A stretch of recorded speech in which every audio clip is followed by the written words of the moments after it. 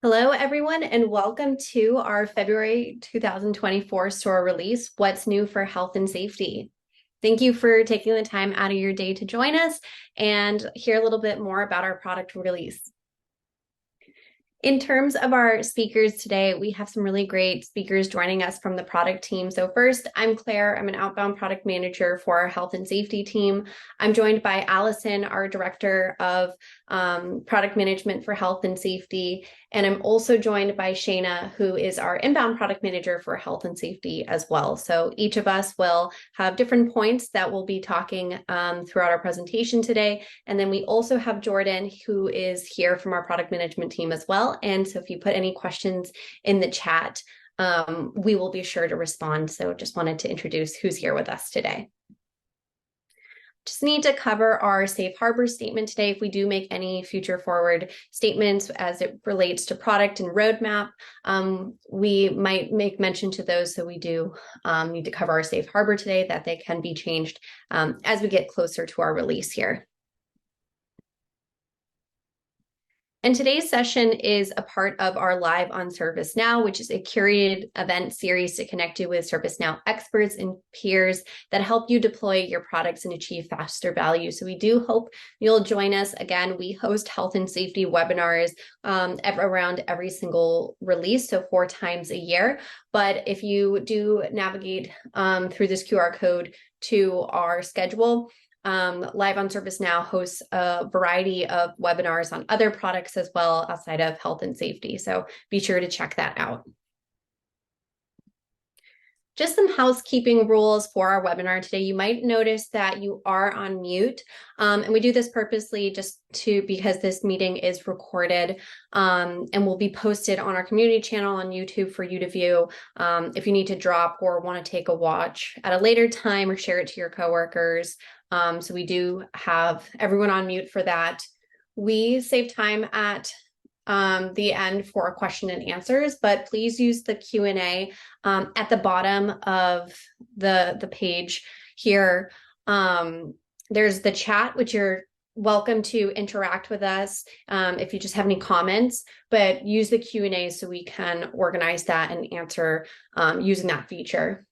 This presentation, like I said, is going to be recorded and shared on the ServiceNow community. We have a health and safety dedicated community page, so please be sure to check out the content there. And then this will also be hosted on community. And then after the event, you'll be prompted to fill out a short survey. Thank you for all your feedback that you provide. We host these quarterly, like I said, so we love to hear your feedback, what we're doing right, and where we can have room to grow.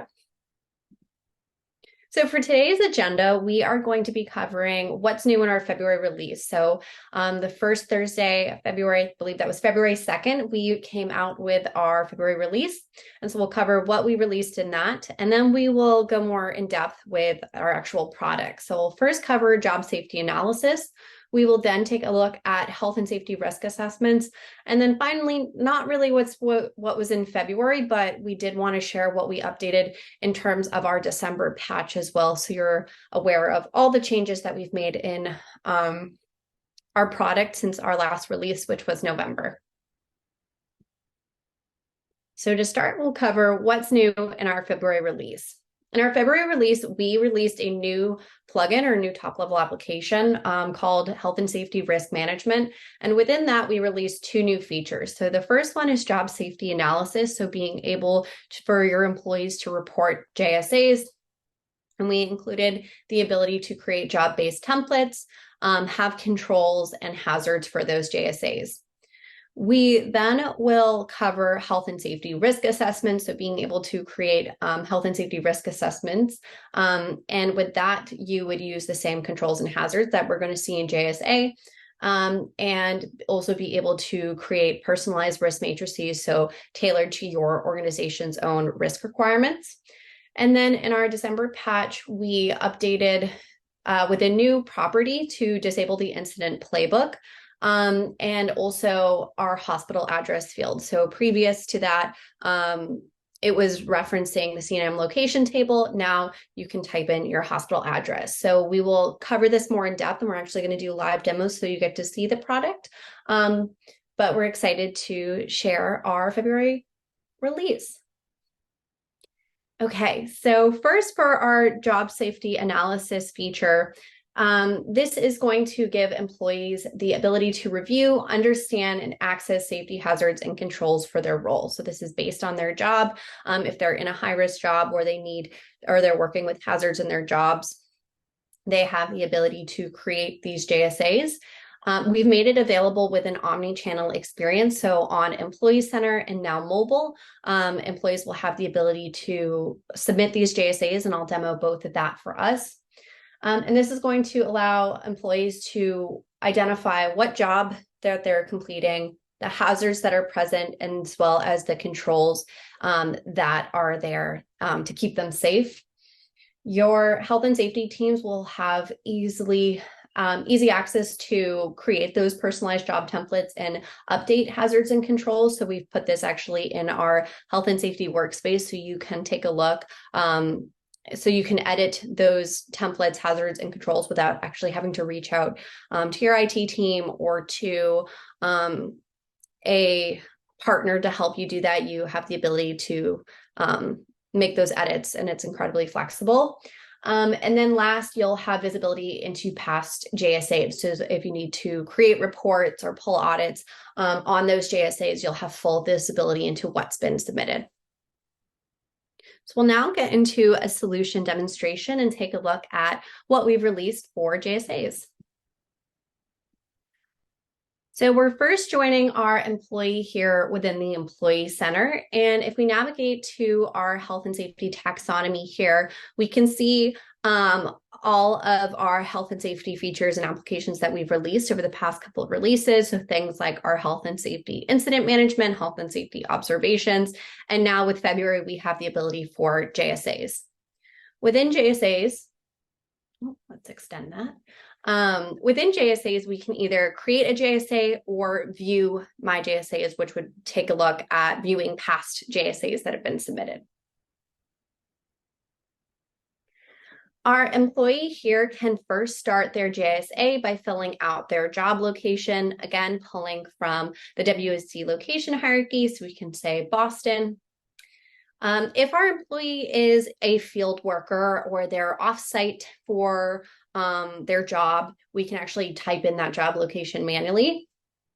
Next, we can name our JSA. So we'll say Feb 15th demo and select the job type. So this is pulling from those pre-populated job templates that your health and safety team would set up. And you can be very specific with these specific job types. So right now we have some more general ones like construction or warehouse, but you have the flexibility to personalize them and make them as specific to those specific job tasks that the employees are completing. We'll say construction, choose our date, start date and expiration time. And if you notice when I populated and chose construction work template, automatically our hazards and controls are going to pre-populate. So these have been selected by that health and safety team as you're creating your job templates. And we did this for employees to give some more efficiency as they're selecting and working through their JSA exercise. And so they are able to see these automatically. If there are other hazards in their, as they're doing their job, they can delete these, they can select more, and these are just pulling from that list of all of your health and safety team's hazards. So we can save that off. If any other hazard is present, but it's not available in this list because it hasn't been officially put into ServiceNow yet, we can actually type in that hazard as well.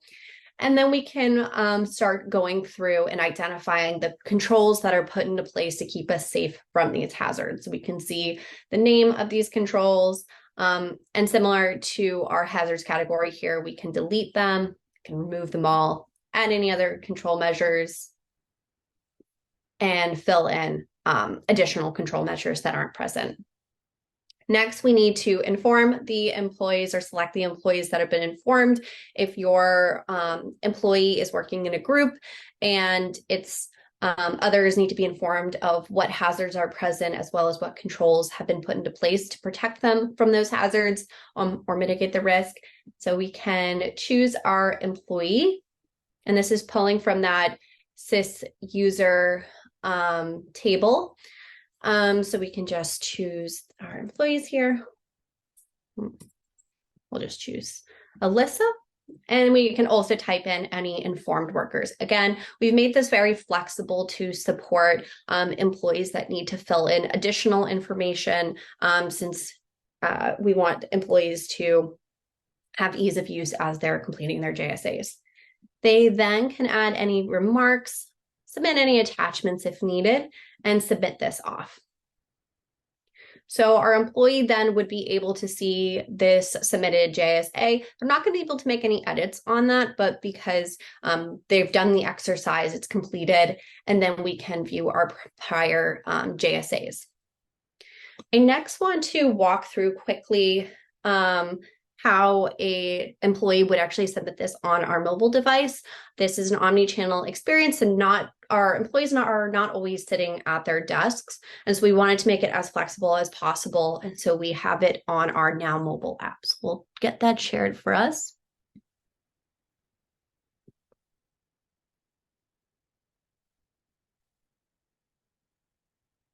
So we're meeting our employee on the Now mobile app. So our Now mobile app is where our other employee-facing applications are at ServiceNow. So if you have health and safety incident management, this would be the same place. If you have other products like HR or legal service delivery or even workplace service delivery, it's going to be that same application for them to use. So they're not going to have to get an additional app for them to download. We're meeting our employee here who has the role of JSA reporter, and they need to create that JSA. So again, they are able to start quickly filling out this JSA information. We can choose our job location. If it's not available, we can enter it manually.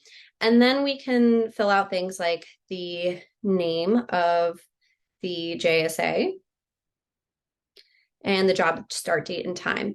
The only difference between the mobile experience and the experience on the desktop is being able to have the job templates on mobile. So the employee would just need to go and manually fill out the hazards. We'll say that these are the hazards, and then these are the controls, and they add them to the list here. We can then select the employees that have been informed. So we'll say Eileen, and we can select more than one employee. Then we'll add off any remarks and any attachments. So if I were to click that camera, I could actually take a picture from my mobile phone if I wanted to show where I was doing the work, the environment that I was in for my health and safety team, and we'll submit that off. Last, I'll show where our health and safety team members would be able to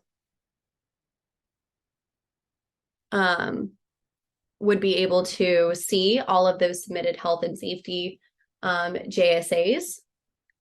So we'll get that shared. And so Shana is going to cover this a little more in depth when he covers risk assessments, our updates within the health and safety workspace. But if you're familiar with our health and safety workspace, we have our health and safety incident management application, our JSAs, our risk assessment, and then we've also added this settings area, which is where you'll be able to see things like your hazards list, your controls list, those JSA templates, as well as add those risk matrices. So I did want to call those out, that this is actually where you would be making those updates and changes if you have those specific roles to each of those lists. We'll quickly show our JSA list. We can see the JSAs that have been submitted. And for an actual customer, you would have a lot more JSAs than 3 in here. So just wanted to showcase that you will have visibility after those JSAs are submitted. You can report on these. You can pull if you needed to do an audit, and then you can see all of the information that the employee has submitted. That is everything I've prepared to show for our JSA feature, and I'll pass it off to Shana to cover our health and safety risk assessments. Thanks, Claire. Okay, let me just share my screen.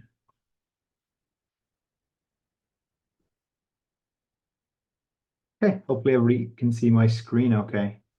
Um, okay, so let's take a bit of a look at safety risk assessments. So in this case, the safety risk assessment is something that will be completed by a risk manager persona, which we provide out of the box in this release, and they would be working in the health and safety workspace. So this experience sits entirely in the health and safety workspace. And our risk assessment feature is more of a higher level risk assessment of risk tool than the JSA, which we just saw, which would be completed typically at the point of work of an employee working on a high risk task, for example. But the risk assessment is a little bit more higher level where we do an assessment of risk. Um, so uh, this is where we identify what controls are required to handle these risks as well, and then assess the impact that those controls have had in mitigating these risks. And we do that by assessing the risk levels after controls are put in place, not just before. So this gives a full assessment of the original risk and a way to log the effectiveness of the controls that were identified. So the safety manager can then create and work with custom risk matrices, which allow them to define the level of granularity that the assessment of risk can use, as well as define what your risk tolerance levels are. And you can create as many of these risk matrices as are required, and you can choose whether they're 2 by 2, 3 by 3, or maybe an asymmetrical risk matrix of a 2 by 4, for example. Um, yeah, so I think the next thing to do is jump right into an instance and have a look. Okay, so what we're seeing here is risk assessment within the health and safety workspace. And we briefly saw the health and safety workspace during Claire's demo. And on the left, you can see all of the options that you have in the health and safety workspace. So at the top, we've got our landing page with the dashboard, we've got our incident management. And now because we've got a unified health and safety workspace, once you have the health and safety risk management plugin installed, you will also see the JSA icon, the risk assessment icon, and the settings icon that will bring you to all of the different aspects of the new health and safety risk management. So let's jump into risk assessment. Within risk assessment, you will see two main lists. So you've got the list of risk assessments with the filters below. You also have your risk actions. So these risk actions are going to be actions that you create as part of a risk assessment. So they'll be related to any of the risk assessments that you see here. However, your risk actions are related to the list of actions that are shown in your incident management and your JSAs. So we have a universal actions list. So you can keep track of all of your actions in one place.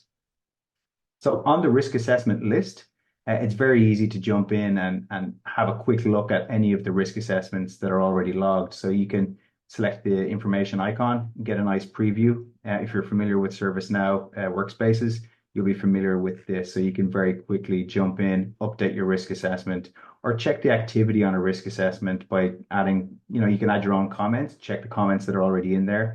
Same with work notes that are private to the people assigned to that risk assessment. And you can also see the attachments and any other changes on that risk assessment. So let's have a look quickly at the warehouse risk assessment here for a location in Indiana Avenue. So in this risk assessment, we can see the main details of the risk assessment are on the first tab. You've got your unique identifier, a short description, and then we have a state field so you can keep the state updated to highlight whether it's work in progress or if it's obsolete and finished. We've got an approval state as well. So if something is in review, you're going to want to put it in review as we see here. And once it's approved or if it's been rejected, that reviewer or approver will go in and change that value in that field. So we can choose a location. We can choose a risk matrix. So we mentioned the risk matrices. You can have multiple matrices and you can choose that risk matrix to help you decide how you want to define or assess the risk on this risk assessment. And we'll have a look at how to create those risk matrices after this part of the demo. And one thing that you need to do as part of your risk assessment is identify who is at risk. So we give you an entry field to describe who is at risk from any of the risks identified. And then you want to identify who are the people that are responsible for controlling this risk. So when we jump into risks and controls, we're going to be identifying some controls, and these are the groups of people that will be responsible for implementing those controls. In this release we've left it open-ended, so you're not restricted to using or finding people who are already in the system or in groups. You can type in whatever you need to in both of these boxes. We then have a watch list, a description to describe the scope of the risk assessment, and then we can associate who we want to review or an approver that we want to assign to if we need to have a reviewer and an approver on this risk assessment. So let's jump into the main part of it. That's where we're going to be identifying risks and their related controls. So on this, we have a list, and let's have a look at some of the existing risks and controls that I applied to this risk assessment. So we're talking about warehouse risk assessment. So you could have something like falling stock from racking. So let's take a look at this. And we've selected this predefined hazard. If a hazard doesn't exist, you can add it to your hazard register. But this gives you access to the entire hazard register where you can select various different hazards for your risk assessment. And before we do anything, before we put any controls in place, we can assess what the raw severity and likelihood is of that hazard before any controls have been put in place. And this is where the chosen risk matrix comes in. So you have predefined severities that will populate this drop-down box, and you have predefined likelihoods that will populate this box too. We can also describe what the effect is of that hazard. So what would happen if this hazard was to impact somebody? So we can see here, injury could be caused by falling stock from shelves. So then you need to put in some control measures that would mitigate this effect. So we've put in guardrails, steel cap boots in case something falls on somebody's feet, and of course, of work management. Additionally, we've identified that some training needs to happen. We didn't have the control measure for training in there, but we have a free text entry field for adding any additional controls that might apply where they can put them in there. These can be reviewed afterwards and added to the control register. So once you've put in your controls, you can then assess your severity and your likelihood after those controls have been put in place. So this is where you would log how effective those controls are at mitigating that risk.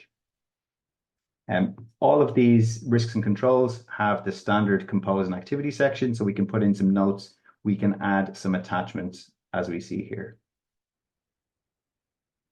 Okay, so once you've added all of your risks and controls, you could have many, or you could have a few like we have here. You're also going to want to put some actions in place to prevent these kind of things from happening in future. So we can add preventive or corrective actions that would exist on this list here. So we can see here that maybe the warehouse was a bit too dark, so we've put in a corrective action to install some new bulbs. And we've also put in an action here to make sure that somebody from the safety team reviews the additional controls and adds them to our control register. So if you're familiar with our health and safety incident management, the actions form is very, very similar to what we see on health and safety incident management, also with the compose and activity and attachments in the contextual sidebar.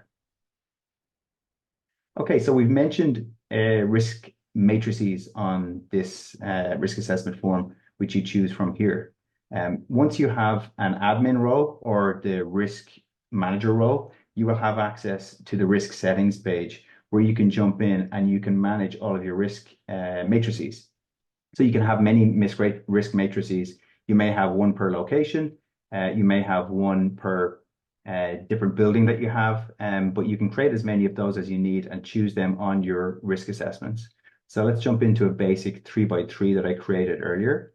You can give it a description, maybe for a very specific type of job or a regional regulatory thing that you need to create a specific risk matrix for that region. And this is where you would define your likelihood and severity. So in this basic one, we just have high, medium, and low. You may have very specific names that you give your high, medium, and low in your company. We can also choose here how many likelihoods and severities we have on our matrix grid. And then below here, we can define what your company needs as its risk tolerance. So we can choose the range and we can decide whether it's a high, medium, or low. And this is how your risk is assessed overall in a risk assessment.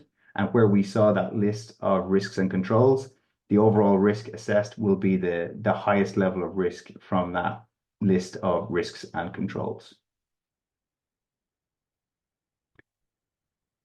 So that is basically it for health and safety risk management. If you do have any questions, be sure to add them to the chat, and we will do our best to answer those questions at the end.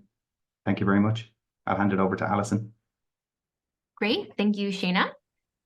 So next, what I'm going to cover are the enhancements that were in that December patch release that Claire described a little bit earlier. So let me get my screen shared and I can show those quickly. And while I'm doing that, one thing that I want to highlight about the items that were in this patch release, they were 100% customer driven. In fact, some of the customers who requested these enhancements may even be on this call or listening back to the recording.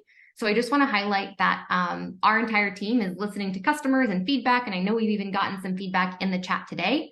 So I want to encourage everyone to just keep submitting those ideas and acknowledge that we are listening to those and trying our best to prioritize accordingly. So the first thing that I want to show is what Claire mentioned earlier around how we're handling the facility or location address information for hospitals. So what we're looking at here in this instance is an injury record, and we can see this healthcare section. We have checked the box that treatment has been administered off-site. And the thing that I want to point out here is that these are now free text or string fields. You no longer have to populate your location data in your common location or CMN location table. Obviously, the feedback that we had received is that it's not realistic for you to store those more permanently in that table, and it's easier to be able to ad hoc enter that as you're entering in the injury details. So that's that enhancement around the facility address. The next quick thing that I want to show that was customer driven and was really in that smaller enhancement release is the ability to disable our playbook experience. So I just navigated to our kind of properties or administration section for health and safety. We've had this page, but the new thing here as of that December release is this bottom property around disabling that playbook. And this again was customer driven, and I'll add a little bit of context. So the playbook is very nice. It guides you through the steps of an incident, and some customers prefer that. However, some customers don't feel the need to have kind of that guided experience, and they also needed to retain flexibility around the ability to have kind of this relationship between an injury and an illness and an incident. You may not always have an injury or an illness, or you may have multiple. And so for now, the ability to turn off that playbook retains that flexibility. And under Safe Harbor coming in May, that same flexibility will be mirrored in the playbook experience. So those were the very quick enhancements that were in that patch. Just wanted to show them quickly in the instance. As always, if there are any questions around these, please feel free to put that in the chat. And I will stop sharing. I know now we wanted to talk through Q&A, and I know we've received some live questions in both the chat and the Q&A panel. So I think we can take a pause and kind of go through some of those live. And just go back and pull up some of the questions. I know one of the first questions that we received from Paul was around if we have delivered hazard and controls that we're shipping as a part of what Shayna released. So I know we kind of answered that, Paul, in the chat. We'll definitely follow up with you offline with an email.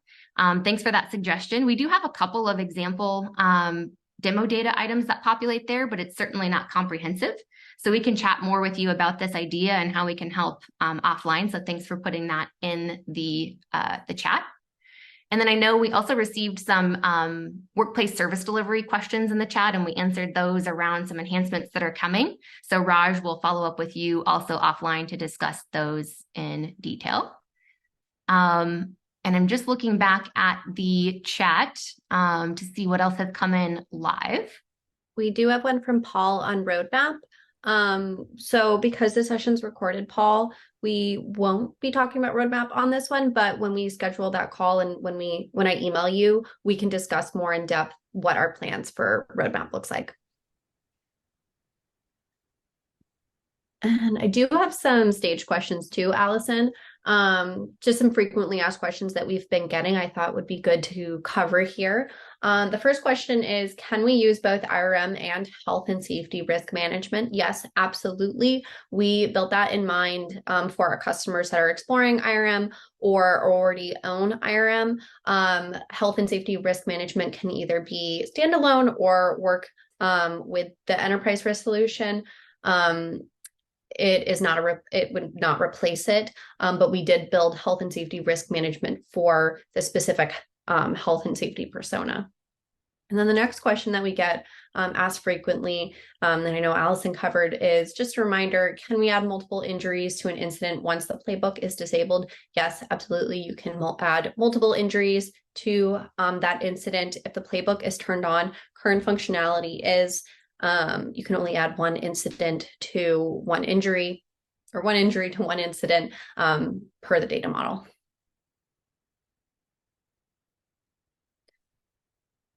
We'll see if there are any other questions coming through the chat. We'll hang on for a bit to answer any of those.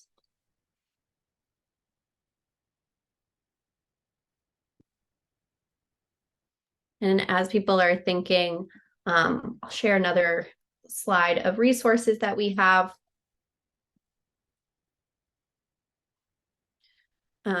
So if you are interested in learning more about our February release, we release every quarter with our release a community, on our community page, a blog. So be sure to check out the blog. This is a little bit different than our documents page. Docs are more technical, and this lays out with screenshots of the product, the full end-to-end process of whatever we're releasing. So whether it's submitting a JSA, configuring the JSA, the roles that are associated with this, we like to just send out a summary essentially for our customers to see everything we've released. So I did want to share that, and be sure to check out our new community page.